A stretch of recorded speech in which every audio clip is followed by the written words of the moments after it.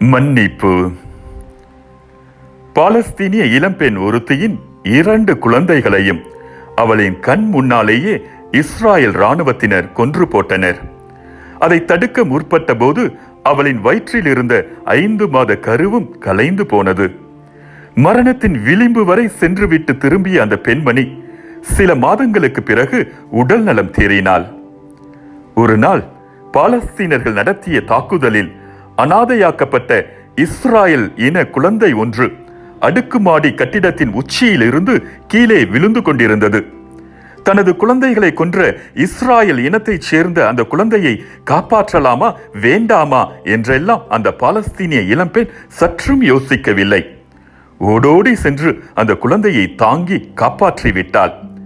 அருகில் இருந்த மற்ற பாலஸ்தீனியர்கள் எல்லாம் அவளை திட்டி தீர்த்தார்கள். ஆனால் அவளோ, என் குழந்தைகளை கொன்ற இஸ்ராயலரை நான் எப்போதோ மன்னித்து விட்டேன் என்றாள். அன்பார்ந்தவர்களே, பேதுரு இயேசுவை அணுகி, ஆண்டவரே, என் சகோதரர் சகோதரிகளுள் ஒருவர் எனக்கு எதிராக பாவம் செய்து வந்தார்.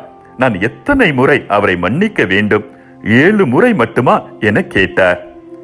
அதற்கு இயேசு அவரிடம் கூறியது, 7 முறை மட்டுமல்ல, 70 தடவை 7 முறை என நான் உனக்கு சொல்லுகிறேன். மத்தேயு நற்செய்தி 18ஆம் அதிகாரம் 21, 22 இறை வசனங்கள்.